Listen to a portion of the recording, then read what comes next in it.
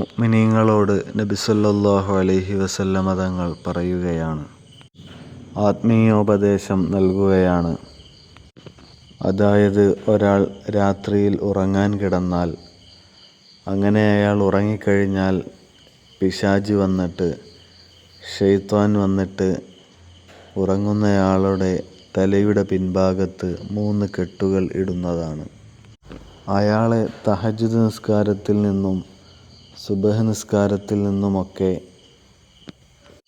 പിന്തിരിപ്പിക്കാൻ വേണ്ടിയുള്ള കെട്ടുകളെപ്പറ്റിയാണ് പരാമർശം. അല്ലെങ്കിൽ തലയുടെ പിൻഭാഗത്ത് കെട്ടുകളിടുക എന്ന് വെച്ചാൽ, തലയുടെ പിന്നിൽ ഖുവ്വത്തും വാഹിമ എന്ന ഒരു ശേഷി സ്ഥിതി ചെയ്യുന്നുണ്ട്, അഥവാ ഊഹാപോഹങ്ങളുടെ മേഖല.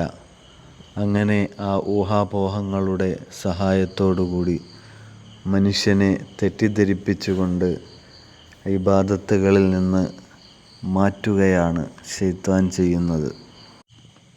ശേഷം കെട്ടിലൂതിയിട്ട് ശൈത്താൻ കൈകൊണ്ട് ആ കെട്ടുകളിൽ അടിക്കുകയാണ്.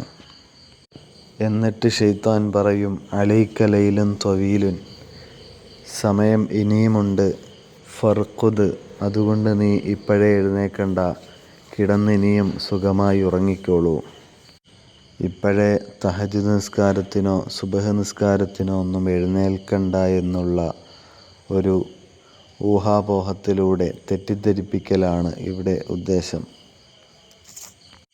എന്നാൽ ഉറങ്ങുന്നയാൾ രാത്രിയിൽ ഉണർന്നു എന്നിട്ട് അള്ളാഹുവിന് ദിക്റ് ചൊല്ലിയാൽ, ഉറക്കമുണരുമ്പോഴുള്ള ദിക്റ് ചൊല്ലിയാൽ 1 കെട്ട് അഴിയുന്നതാണ്. അതിനുശേഷം അയാൾ വുളു ചെയ്താൽ 2ാമത്തെ കെട്ട് അഴിയുന്നതാണ്. പലരും രാത്രിയിൽ ഉണരുന്നുണ്ട്, പക്ഷേ ദിക്റുകൾ ചൊല്ലാറില്ല.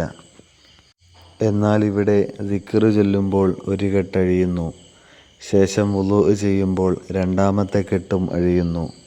അതിനുശേഷം തഹജ്ജുദ് നിസ്കരിക്കുമ്പോൾ 3ാമത്തെ കെട്ടും അഴിഞ്ഞ് അയാൾ നന്മയോട് അഭിനിവേശമുള്ളയാളായി മാറുന്നു, നന്മയുടെ വഴിയിൽ സഞ്ചരിക്കുന്നവനായി മാറുന്നു.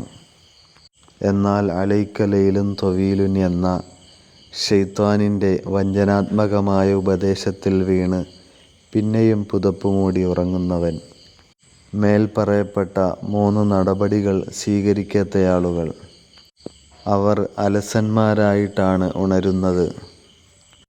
അവർക്ക് സൽക്കർമ്മങ്ങൾ ചെയ്യാൻ താൽപ്പര്യമുണ്ടാവുകയില്ല. അവർ ജീവിതത്തിൻ്റെ ഭൗതികമായ കാര്യങ്ങളിൽ സ്വൈരവിഹാരം നടത്തുന്നു, വ്യാപൃതരാകുന്നു. സൽക്കർമ്മങ്ങൾ ചെയ്യാനുള്ള മാനസികാവസ്ഥ നഷ്ടമാകുന്നു. അൽഹംദുലില്ലാഹില്ലദീ അഹ്യാനി ബഅദമാ അമാതനി വ ഇലൈഹിൻ നുശൂർ എന്നത് ഉറക്കമുണരുമ്പോഴുള്ള ദിക്റാണ്. രാത്രിയിൽ ഉറങ്ങുന്നതിന് മുമ്പ് വുളു ഒക്കെ ചെയ്തിട്ട് ഓതേണ്ടുന്ന സൂറത്തുകൾ ഓതി, ആയത്തുകൾ ഓതി, മന്ത്രിച്ചൂതി ശരീരത്തിൽ തടകി ദിക്റുകൾ ചൊല്ലിക്കിടക്കുന്നവർക്ക് അല്ലാഹു തആല ഇതിൽ നിന്നൊക്കെ സംരക്ഷണം നൽകുന്നതാണ്.